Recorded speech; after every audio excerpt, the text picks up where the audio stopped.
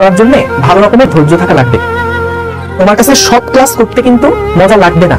তুমি দেখবে আমার পরের ক্লাসটা হয়তো করতে গিয়ে মনে হবে যে ধুর ভাইয়া এত বোরিং কেন, ভাইয়া কথাই কয় না, ভাইয়া ভাইয়া কি পড়াইতে বুঝতেছি না, হ্যাঁ ভাইয়া এরকম লাগবে।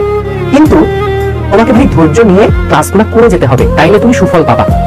তা না হলে যদি শুধু মজা আছে বলে করতেছি এই টেন্ডেন্সি থাকে, তাইলে কিন্তু ভাই আর আগানো যাবে না।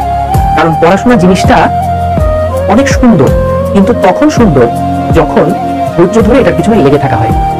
একবারে তোমার কাছে ভালো লাগবে না। আর কারণটা কি, যে আমরা যখন গেম খেলতেছি তখন কিন্তু কষ্ট করতেছি, সাথে সাথে একটা রিওয়ার্ড পাচ্ছি। যে এই যে আমি ফিফা খেলতেছি, খেলতে খেলতে আমার একজন বন্ধু দিয়ে দিল, সাথে সাথে রিওয়ার্ড দেখতেছি, আরে জোস, আমি সাথে সাথে রিওয়ার্ড পাচ্ছি, আমার কাছে ভালো লাগছে। এই জন্য গেম একটা অ্যাডিকশনের মতন কাজ করে। ফেসবুকে একটা পোস্ট দিলাম, অনেকগুলা হাহা করছে, অনেকগুলো লাভ রিঅ্যাক্ট করছে, যে কাজ করার সাথে সাথে আমরা একটা রিওয়ার্ড পেয়ে যাচ্ছি, আমরা খুশি হয়ে যাচ্ছি। এই কারণে ওইটা খুব অ্যাডিক্টিং।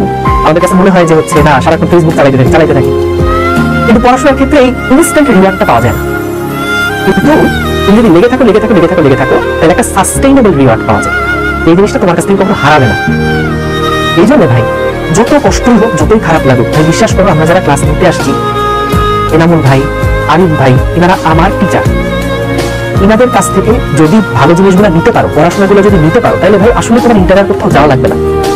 তোমাকে জাস্ট ধৈর্য ধরে ভাই ক্লাসগুলো করে যেতে হবে বস। এই ধৈর্যটা ধরা অনেক কঠিন কাজ, বারবার আমি বলতেছি একটা কথা।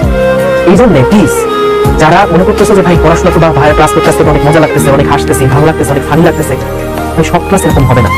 এবং যদি সব ক্লাসে তুমি এরকম আশা নিয়ে আসো যে ভাই আমি মজা করতে আসছি, দেখি ভাই মজা নাই, তাইলে ভাই পড়াশোনা হবে না। এই জন্য প্রত্যেকটা জিনিস যখন যেটা করতেছো পড়াশোনা নিয়েই তো, যাতে করে তোমাদের অ্যাটেনশন থাকে।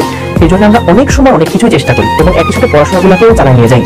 দুইটা একসাথে ব্যালেন্স করা খুবই কঠিন। বিশ্বাস করো যে একই সাথে তোমাদের অ্যাটেনশন ধরে রাখা এবং একই সাথে পড়ানো, দুইটা কাজ অনেক কঠিন। কিন্তু এটা আমরা আমাদের এন্ড থেকে সর্বোচ্চ চেষ্টা করে যাব, কিন্তু আমরা জানি আমরা সাকসেসফুল হব না দিন শেষে।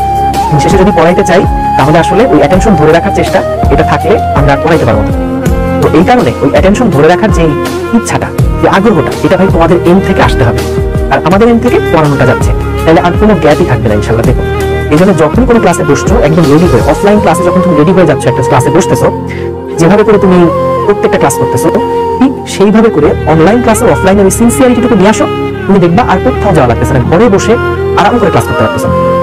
একই সাথে নোট তোলা, রেকর্ড দেখা, অনেক সুযোগ সুবিধা তো আছেই, এগুলো বুঝতেই পারছো, অনলাইন ক্লাসের সুবিধা এগুলো। তো এই কারণে ধৈর্য ধরে ক্লাসগুলো করো, দেখবা যে ইনশাল্লাহ বেনিফিট পাবা। ঠিক আছে।